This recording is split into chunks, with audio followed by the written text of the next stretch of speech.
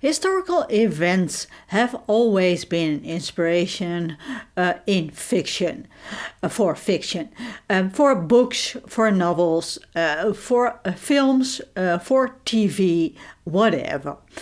But what is fiction and what is fact? The lines are often blurred in historical novels and historical films. If you want to know the bare facts, I can highly recommend you watch documentaries or read non-fiction. But in this video, I won't go into detail about the historical accuracies of the novel I am going to discuss with you, because other people have done this way better than I could. I put a link in the description box below if you want to know more about it. There is such a thing as artistic freedom, and Wikipedia states that it can be artistic freedom can be defined as the freedom to imagine, create, distribute diverse cultural expressions. I understand this means you are allowed and you can bend the historical facts to make a more interesting and compelling story. But is there such a thing as going too far with this? And another thing I want to discuss in this video is sometimes a production company of a film wants to target a wider audience, so they publish a movie tie-in novel. So what makes a good movie tie-in novel? But I will go into that a little bit later in this video. And it's because it's Filmtastic February, a film fiction and non-fiction reading event I am hosting with Roy and Duncan. Links to their channels in the description box below. And this week's prompt is a movie tie-in. I will be going back to ancient Rome. This is Obscure Book Adventures, and I am your host, Annie. Welcome to the world of Gladiator. Gladiator is an epic adventure film from 2000, directed by Ridley Scott with screenplay by David Franzoni, Logan and William Nicholson. And it stars Russel Crowe and Joaquin Phoenix. The story is set in the Roman Empire during the reign of Emperor Commodus, who was the son of Marcus Aurelius, who we know now more for his philosophy, Stoic philosophy, than as a great emperor. Well, if you watch a lot of videos about Stoicism on YouTube, that is. But this is the story about the Gladiator story focuses on another person, and that is Maximus. And Maximus is a general in the mighty Roman army. Well, he is a general in the beginning of the story anyway. When Marcus Aurelius dies, Commodus becomes emperor. But as Marcus Aurelius asked Maximus before his death to see to it that Rome becomes a republic again, Commodus has very different plans and orders Maximus' execution. As this film is about the life of Maximus, it's obvious that he escapes, becomes a slave, and in the end becomes a gladiator. Well, it's the title of the film, so it's no spoiler.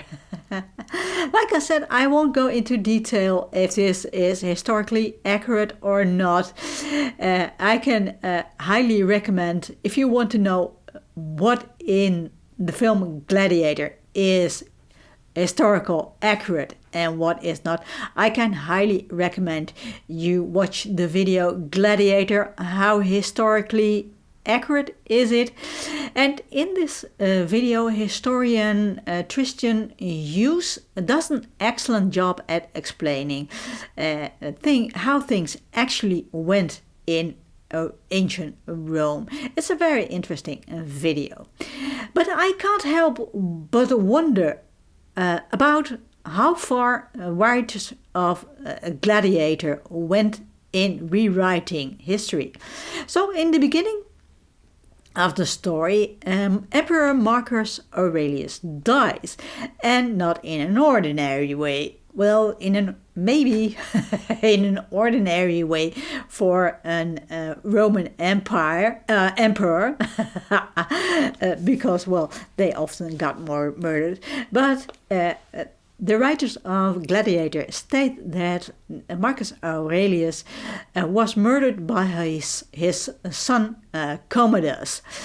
Hughes states in the history hit video I mentioned earlier that there is absolutely no evidence of Commodus killing Marcus Aurelius, his father, and he definitely did not suffocate him to death. Another inaccuracy that is important to mention is that in reality Marcus Aurelius did not have any plans to make Rome a republic again. The reason why I find it important to mention is that this is the basics of the story. And although historically inaccurate, that Marcus Aurelius does not think Commodus will be a good emperor. And because of this opinion, accompanied with some sort of idealism, he asks Maximus to make Rome a republic again. I agree with Hughes when he says there is this idea that when we get older, we want to leave things better than we started after we have died. Go back to the good old days when things seemed better. I'm paraphrasing a bit here, but without this fictional fact, as it were, we have no story. Without it, Maximus would still be a general in the Roman army throughout the story. It would be an entirely different story. So we have two important inaccuracies, which form the basics of the story. Is this a problem? Well, if the film is particularly good, I tend to misremember things I've seen in fiction, in a fictional film. I sometimes remember them as fact, and I don't think I'm the only one at that. I'm thinking of that scene in the silent film era, where a lot of people believe, including me, I also believe that in the past, believe that there was such a scene which was iconic in early silent film, that there was this woman tied to the railway tracks and a man saves her.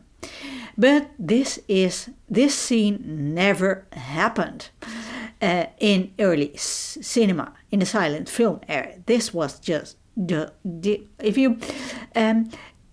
but a lot of people remember this as fact.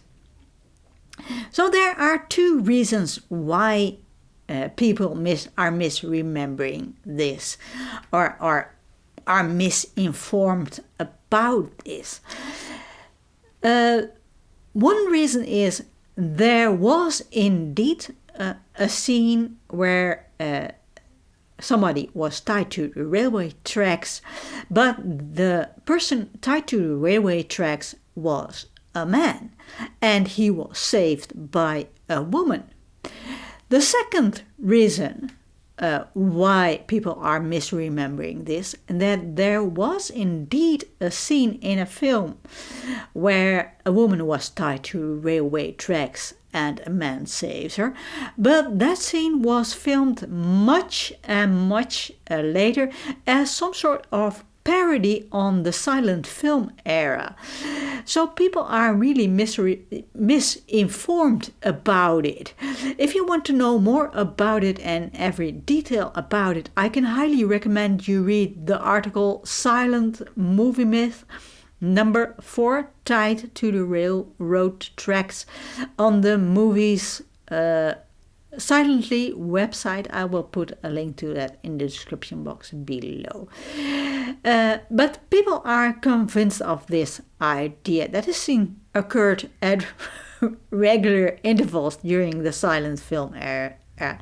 Personally, I find this reasonably harmless misconception, as it doesn't really alter the historical facts, serious historical facts anyway.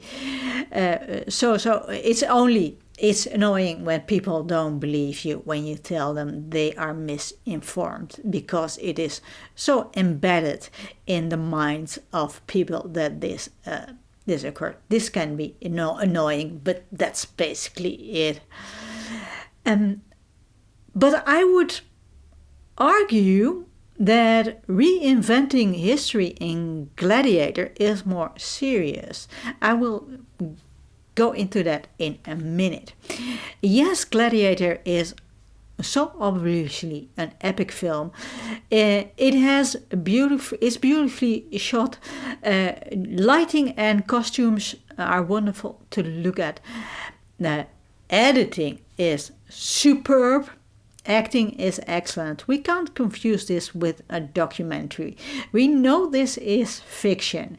The only thing that we need to tell our kids is that this is not how it exactly went on in history. Because children, depending on the age, of course, can't always determine what is fiction and what is fact. The fighting might look good, the dying might look good, inflicting wounds on somebody else might look good, stabbing someone to death might look spectacular, and might seem to give the victor some sort of feeling of glory. But when the adrenaline rush is over, you will inevitably feel the pain of your own wounds, and you might doubt yourself in the end and realize what you've actually done. Yes, it was a matter of survival. At the moment of the fight, you couldn't help it. It was just your enemy or you who had to be killed, but it wasn't you who put yourself in this situation. And we have to accept the fact that this can cause serious problems, mental problems. I think humans can only kill the so-called enemy when they are dehumanized. And nowadays the enemy is a blip on a screen, so you would think it would rule out the feelings of empathy, and it makes the killing the so-called enemy easier, as it looks like a computer game. But I watched a documentary a couple of years ago about drone pilots, and the pilot that was interviewed got really post-traumatic stress syndrome, and he thought he was playing, he didn't understand it, and he thought, I'm playing a computer game. But he really had problems with it. And so although these drone pilots and most people that are in modern war, they don't see the enemy up close like in ancient Rome, like the Roman soldiers did. It doesn't make you immune for feelings of empathy. And we need to tell our kids that we are not robots. I know it, I understand that having an army is nowadays, like in the past, it is necessary. But we have to prepare our kids, well, I'm talking of kids, young adults, or that, who want to join the army. We want to give them proper education. And when they do come out of the army with mental problems, we have to take care of them. Just like when they come back losing a limb. But, I could be talking bollocks because I've never been in the army and I've never been in combat in my life. So, so coming back to the Gladiator fight scenes, I think they look absolutely fantastic, which I think is really an accomplishment. But we need to remind ourselves that this is far from reality. The feeling the fight gives us to the actual feelings you would have during and after such a battle anyway. So what about the murder of Marcus Aurelius? We can see a positive thing about it, I think, in an epic film like Gladiator, which was a blockbuster hit in 2000, will inevitably spark people, young and old, into doing more research into history of ancient Rome. So I think that's really a good thing for when we know history. We can build a better future for ourselves and generations to come. We only need to find out where to get the right facts, as in this age of misinformation, it isn't as straightforward as it seems. I know history is always subjective in some amount, as history is always written by the victor. I'm thinking of the times of Julius Caesar. We've always seen history through the eyes of the Romans. And only now, after 2 millennia, we get to know a little bit more about the people in Gaul, Britannia, and Germanica. But most of it is still shrouded in mystery.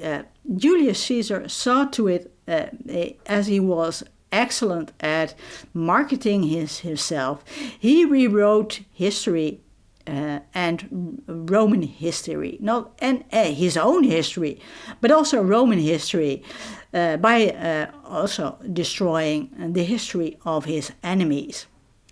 Only now we find out that Julius Caesar committed genocide, and he wasn't the man we should admire for all his conquest and the like. He wasn't this noble warrior he pretended to be. If you want to know more about this, I can recommend you read the article Julius Caesar, Genocide of Germans on the Imperium Romanum website. Well, you might argue that all rulers in those times were ruthless and many were despots, or otherwise, well, they wouldn't have been able to build this huge empire. And you might be right, but if we want to change things and want to live peacefully without war and violence, we have to stop worshipping and admiring people like Julius Caesar. He still remains an interesting figure to study, like for example Napoleon is, but we need to see these people as humans who had their flaws. It doesn't matter if they ruled because they themselves, they thought they were put in this position and were sent by gods or God or something, or if they generally wanted to make life better for the people they ruled over. And I can see that the Romans left us a lot of good things like technology, architecture, art, and other things we still use today.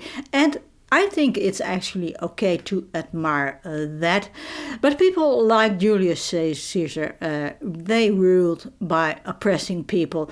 Yes, he probably wanted to live on after his death, but what he gave with one hand, he took with the other.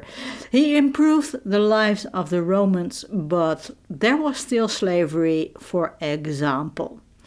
So I think we need to stop worshipping these types of leaders altogether. Admire the things they did, but not the people as they were humans like us. And this also goes for Marcus Aurelius. He was an interesting emperor, and his philosophy speaks to me.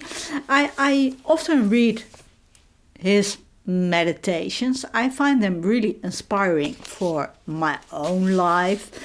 But he was also a ruler over a vast empire, and he did not become this ruler of this vast empire by negotiating. Well, you understand this.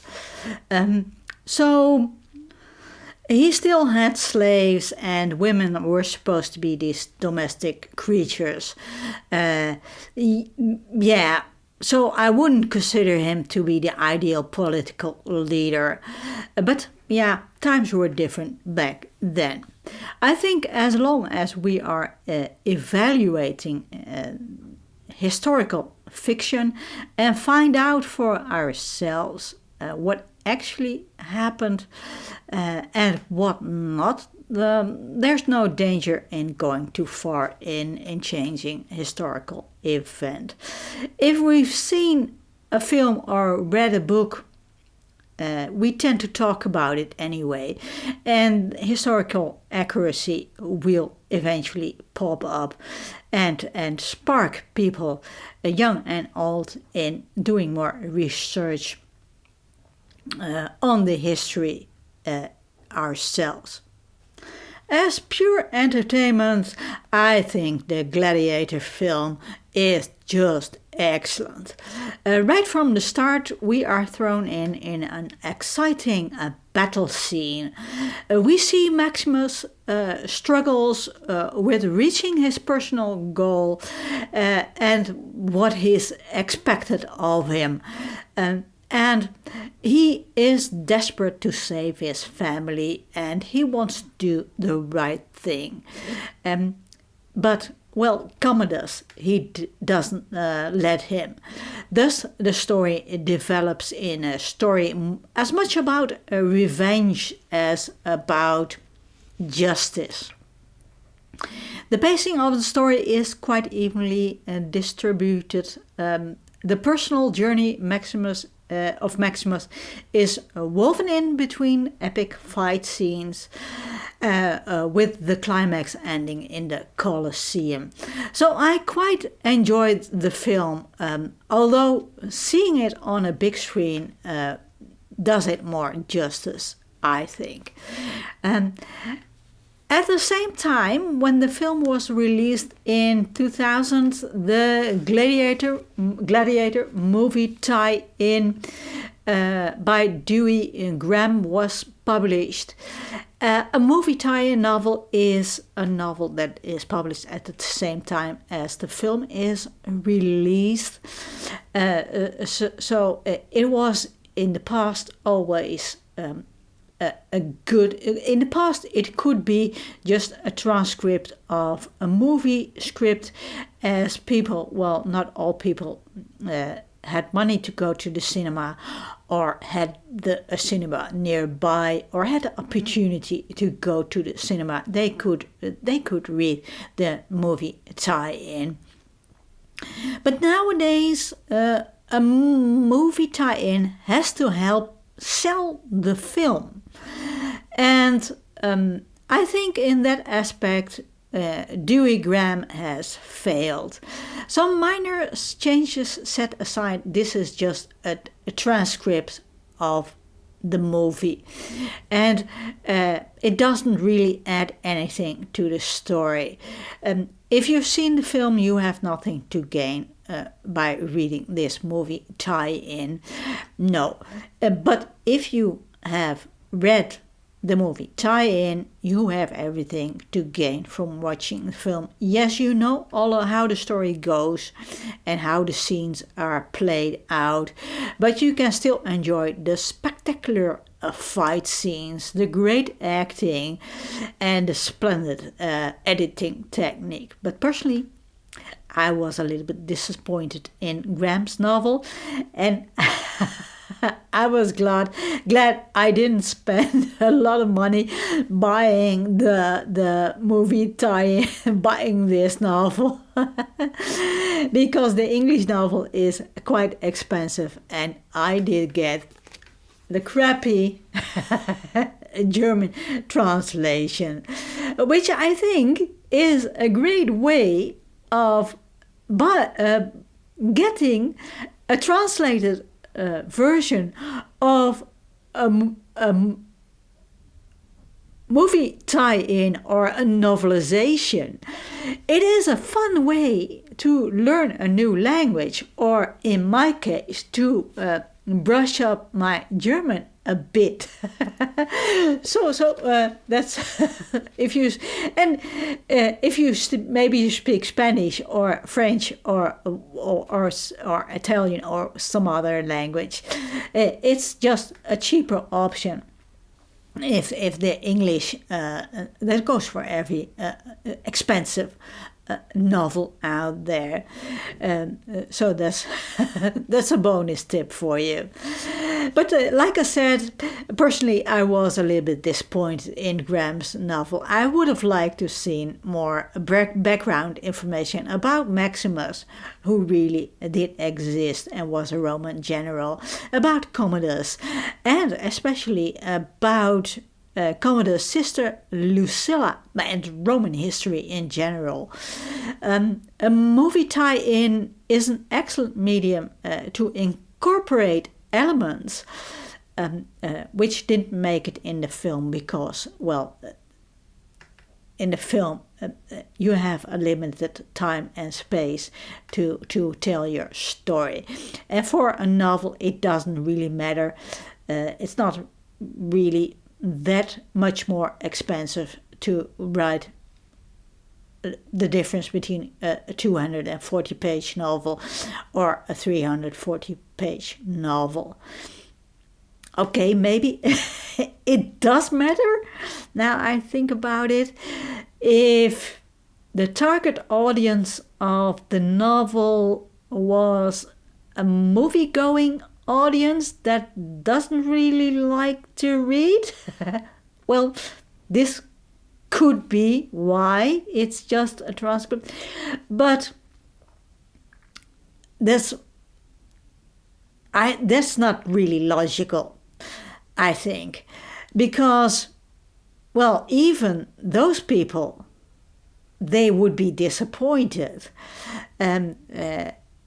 if they were going to buy the novel, as, well, people who don't like to read don't buy novels, not on a regular basis anyway.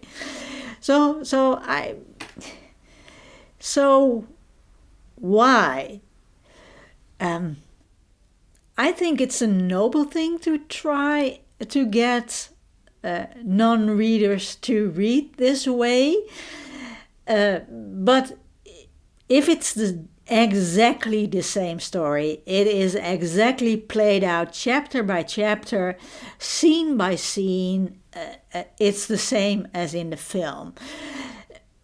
You could do other things to get non-readers to read. If you're a fan of the film, you can, I'm not saying change the whole story, I'm just saying add a little bit extra. And you can incorporate design tricks in making the novel seem slimmer than it actually is. A simple trick is use thinner paper so you don't get a very thick looking novel. But you can also do stuff with changing the font size and line spacing. If you make the font just a little bit smaller and the line space a little bit bigger, you can put in a lot more text in a lot less pages and still make a very readable book anyway. And believe me, I've been a graphic designer. I know the tricks. So again, admirable goal, but not a successful one, I think. Well, it has been interesting talking to you. I hope you enjoyed it. If you have any opinions about it, I'd love to read them in the comments below. Thanks for watching.